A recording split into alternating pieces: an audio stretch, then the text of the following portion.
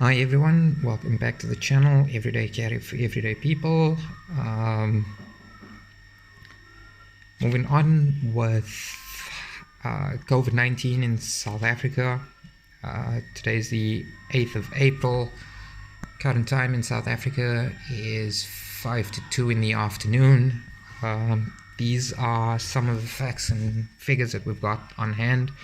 So globally, the number of cases are 1,444,822. Total recoveries, 309,113. Total deaths, 83,103. Let's break that down a little bit more into active cases, both mild and serious or critical.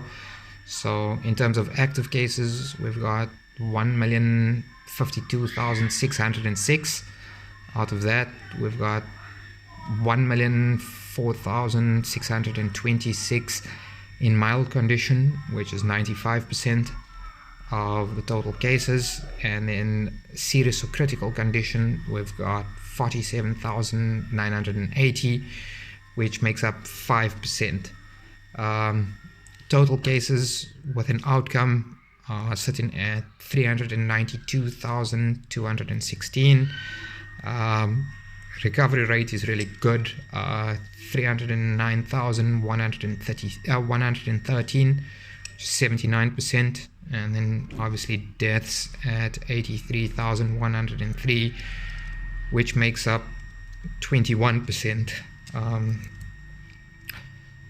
Looking specifically at South Africa, we are 49th globally of the worst hit countries. What else have we got here? Our total cases, 1,749. Active cases, 1,641. Recoveries are really good at 95. And then unfortunately with deaths, 13. And we've got 7 in critical condition.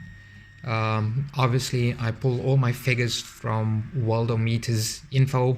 I've been with them since the beginning of this outbreak, and they've been the most reliable for me.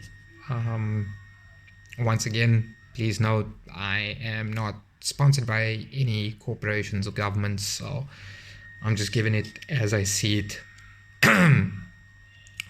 Moving on, total infected cases in South Africa, 29 people per 1 million population.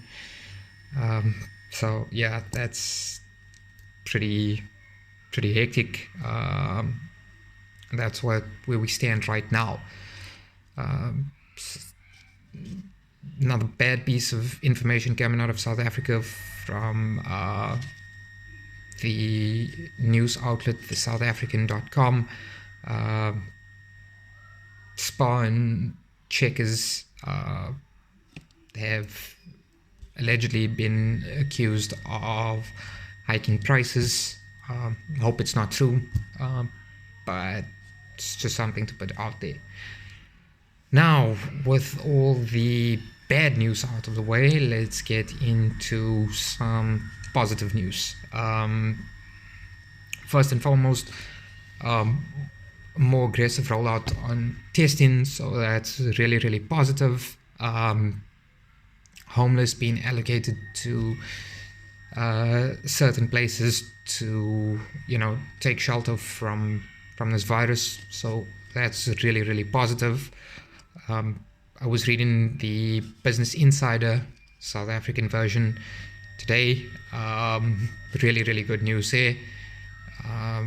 Government is pushing an initiative which hopes, with the private sector, which hopes to build 10,000 ventilators by the end of June. So that's really good.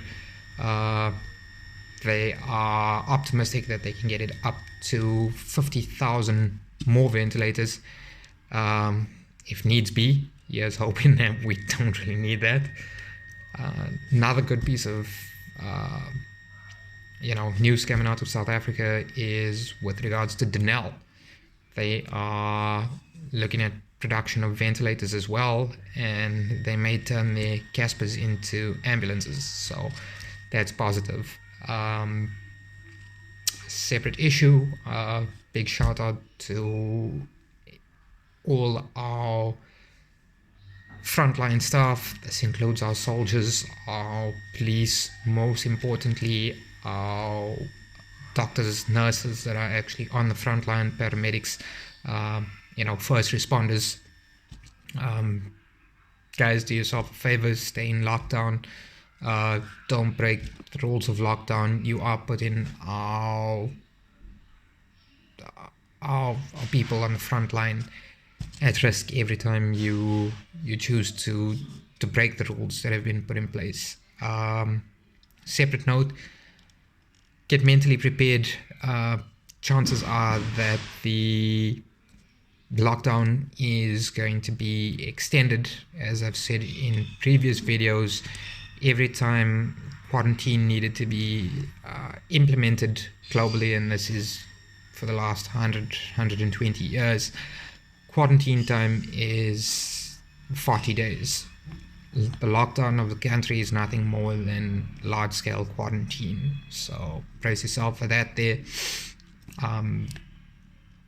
A big shout out to Denel. It's good to see them diverting their resources into something more productive for the civilian market in terms of ventilators and ambulances. I've tried to get in touch with Denel over the last 2.5 years to discuss, branching out into servicing the civilian population. Nothing ever came of it, but that's neither here nor there. The most important thing that I'm trying to drive home here is that it is positive to see them during this time of crisis making positives or correct moves to help the country. So that's really, really good. This virus is evil. It's not a nice thing. Nobody wants to get infected by it. But if I were to look for, I don't want to seem cruel here, but the silver lining in this year, it's that a lot of nations, including ourselves, are learning to become more self-sufficient. We're not putting all our eggs in one basket. We are going back to things that brought us to the table. Industrialization worked in South Africa. It's now good to see that with government and the private sector and certain individuals coming together, hopefully to make sure that our intellectual property is protected and that we start producing and manufacturing locally. Just going back to a story where we are planning on building 10,000 ventilators by the end of June. The good thing is materials are going to be sourced locally and they are going to be manufactured locally. And this is according to the Business Insider South African edition. So once this is over, getting our people back to work, securing our intellectual property, being able to be self-sufficient by manufacturing, or should I say 80% of what we consume in South Africa being manufactured in South Africa. This is pretty much the way to go, so that's good. Until then, guys, control, make sure that you abide by the lockdown rules and regulations. Brace yourself for an extended lockdown. Make sure that you disinfect if you have to go out and come back in. Make sure that you have appointed somebody in your house if your family or more than one will go out and get the essentials that are needed. Washing your hands with soap and water. Make sure that you lather your hands for 20 seconds with a soap. Make sure that you rinse it for 20 seconds underwater. If you have masks, make sure you use them when you're out. Ensure that social distancing is maintained. That 1.5 to 2 meters is really, really important. Please don't give those on the front line a hard time when door-to-door testing starts. I know that there are some out there that are like, no, I'm not doing it, and I'm not going to divulge, and I'm not doing whatever because my wife has a pre-existing condition, or my son is asthmatic, or whatever the case is. Well, if that's the way you feel, we live in a democracy. You are entitled to that right. The responsibility that you then bear is don't go run into medical institutes for medical attention if you contract it. I would suggest that when the door-to-door rollout begins, that houses or families that refuse to be tested made a note of, with at least the family's name and the address. So if you choose not to get tested, hey, that's your business, that's your right. The responsibility then comes in is that a database should then be kept, so God forbid your family contracts it, you are not being helped by any medical staff. You've made a decision based on your rights.